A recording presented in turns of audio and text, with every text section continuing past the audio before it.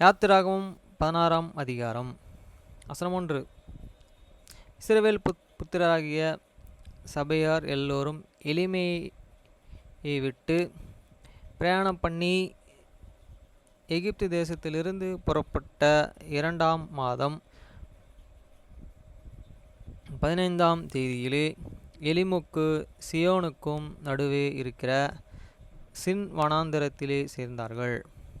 வசனம் 2. அந்த வனாந்தரத்திலே இஸ்ரவேல் புத்திரராகிய சபையார் எல்லோரும் மோசேக்கு ஆரோனுக்கும் விரோதமாக முறுமுறுத்து, வசனம் 3. நாங்கள் இறைச்சி பாத்திரங்கள் அண்டையிலே உட்கார்ந்து அப்பத்தை திருப்தியாக சாப்பிட எகிப்து தேசத்திலே கர்த்தரின் கைகளால் செத்து போனோமானால்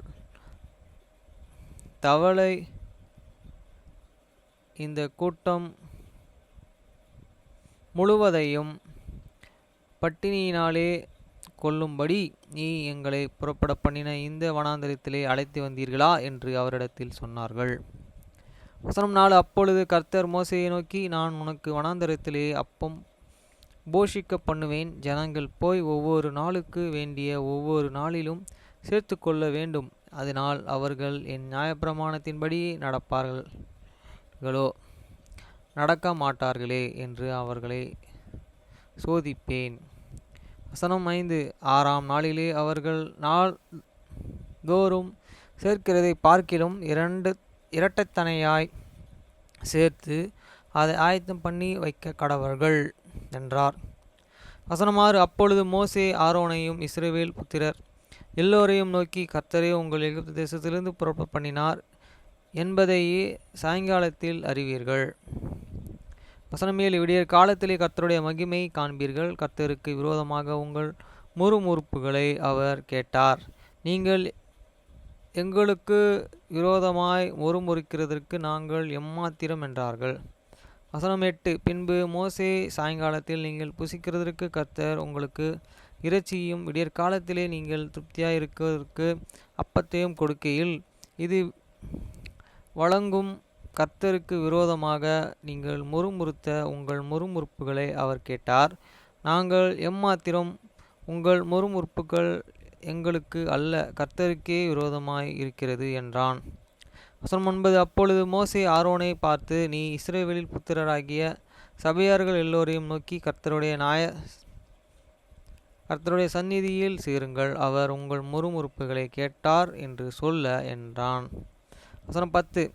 ஆரோன் இஸ்ரவேல் புத்திரர்களாகிய சபையார்கள் எல்லோரும் இதை சொல்கிறபோது அவர்கள் வனாந்தர திசையாக திரும்பி பார்த்தார்கள். அப்பொழுது கர்த்தருடைய மகிமை மேகத்திலே காணப்பட்டது. வசனம் 11. கர்த்தர் மோசேயை நோக்கி, வசனம் 22. இஸ்ரவேல் புத்திரரின் முறுமுறுப்புகளை கேட்டிருக்கிறான். நீ அவர்களுடனே பேசிய நீங்கள் சாயங்காலத்திலே இறைச்சியை புசித்து விடியற் காலத்திலே அப்பத்திலே திருப்தியாகி நான் உங்கள் தேவனாகிய கர்த்தர் என்பதை அறிந்து கொள்வீர்கள் என்று சொல்ல என்றான். வசனம் 13. சாயங்காலத்திலே கடைகள் வந்து விழுந்த பாளையத்தின் முடி கொண்டது. விடியற் காலத்திலோ பாளையத்தின் சுற்றி பனி பெய்திருந்தது. வசனம் 14. பெய்திருந்த பனியை நீங்கின பின் இதோ வனாந்தரத்தின் மீதெங்கும் உறுச்சியான ஒரு சிறிய வஸ்து உறைந்த பனிக்கட்டி பொடி தினையாய் தரையில் மேல் கிடந்தது. வசனம் 15. இஸ்ரவேல் புத்திரர்கள் அதை கண்டு அது என்னது என்று அறியாதிருந்து ஒருவரை பார்த்து இது என்ன என்றார்கள். அப்பொழுது மோசே அவர்களை நோக்கி, இது கர்த்தர் உங்களுக்கு புசிக்க கொடுத்த அப்பம். வசனம் 16. கர்த்தர் கட்டளை இடுகிறது என்ன என்றால், அவர் புசிக்கும் நாளளவுக்கு தக்கதாக அதிலே கொடுத்த சேர்க்க கடவீர்கள். உங்களிலுள்ள ஆத்துமாக்களின் இலக்கத்தின்படியே அவர்கள் தன் கூடாரத்தில் இருக்க கடவர்களாக தலைக்கு ஒரு உமர் அளவு எடுத்துக்கொள்ள கடவர்கள் என்றான்.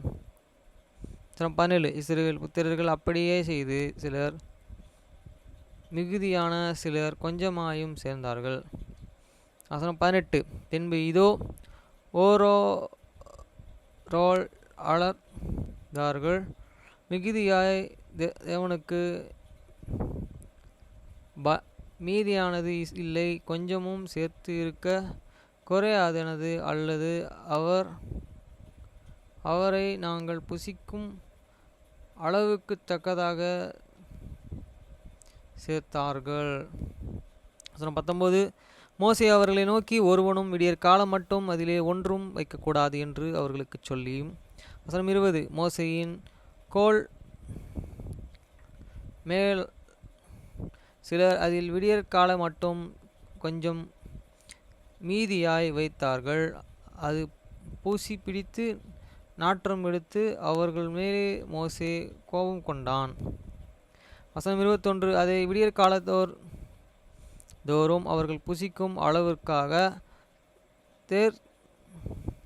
சேர்த்தார்கள். வெளியில் ஏற ஏற அது உருகி போகும். 22. 6ஆம் நாளிலே தலைக்கு 2 உமர் விகிதமாக 2 தனியாய் ஆகாரம் சேர்த்தார்கள். அப்பொழுது சபையில் தலைவர்கள் எல்லோரும் வந்து அதை மோசேக்கு அறிவித்தார்கள். 23. அவன் அவர்களை நோக்கி, கர்த்தர் சொன்னது இதுதான், நாளைக்கு கர்த்தரை உரிய பரிசுத்த ஓய்வு நாளாகிய ஓய்வு நாட்கள் சுட வேண்டியதை சுட்டு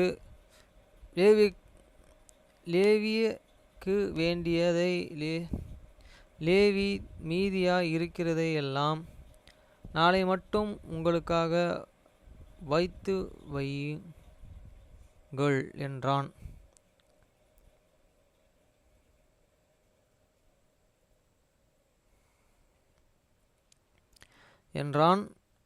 வசனம் 24. மோசேயும் கட்டளையிட்டபடியே அதை மறுநாள் வரைக்கும் வைத்தார்கள். அப்பொழுது அது நாரவும் இல்லை, அதிலே பூச்சி பிடிக்கவும் இல்லை. வசனம் 25. அப்பொழுது மோசே அதை, இன்றைக்கு புசியுங்கள் என்று கர்த்தருக்குரிய ஓய்வு நாள் இன்று, நீங்கள் அதை வெளியிலே காண மாட்டீர்கள். வசனம் 26. 6ஆம் நாள் அதை சேர்ப்பீர்களாக, 7ஆம் நாளில் ஓய்வு நாளாய் இருக்கிறது, அதிலே அது உண்டாயிராது என்றான். வசனம் 27. 7ஆம் நாள் ஜனங்கள் சிலர் அதை சேர்க்க புறப்பட்டார்கள், அவர்கள் அதை காணவில்லை. வசனம் 28. அப்பொழுது கர்த்தர் மோசேயை நோக்கி, என் கட்டளைகளையும் என் பிரமாணங்களையும் கைக்கொள்ள எந்த மட்டும் மனதில்லாதிருப்பீர்கள். வசனம் 29. பாருங்கள், கர்த்தர் உங்களுக்கு ஓய்வு நாளையே அருளினபடினால் அவர் உங்களுக்கு 6ஆம் நாளிலே 2 நாளைக்கு வேண்டியதை ஆகாரத்தை கொடுத்திருக்கிறார். 7ஆம் நாளிலோ உங்களிலே ஒருவனும் தன் ஸ்தானத்தில் இருந்து புறப்படாமல் அவனவன் தன் ஸ்தானத்திலே இருக்க வேண்டும் என்றார். வசனம் 30. அப்படியே ஜனங்கள் 7ஆம் நாளிலே ஓய்ந்து இருந்தார்கள். வசனம் 31. இஸ்ரவேல் வம்சத்தார் அதற்கு மன்னா என்று பெயரிட்டார்கள். அது கொத்தமல்லி அளவு வெண்மையா நிறமாயும் இருந்தது. அதன் ருசி தேனிட்ட பணியாரத்திற்கு ஒப்பாயிருந்தது. வசனம் 32. அப்பொழுது மோசே, கர்த்தர் கட்டளையிட்ட காரியம் என்னவென்றால், நான் உங்களை எகிப்து தேசத்திலிருந்து புறப்பட பண்ணின பொழுதோ வனாந்தரத்தில் உங்களுக்கு புசிக்க கொடுத்த அப்பத்தை உங்கள் சந்ததியார் பார்க்கும்படிக்கு அவர்களுக்காகவே அதை காப்பதற்கு அதில் ஒரு ஓமர் நிறைய எடுத்து வைக்க வேண்டும் என்றார்.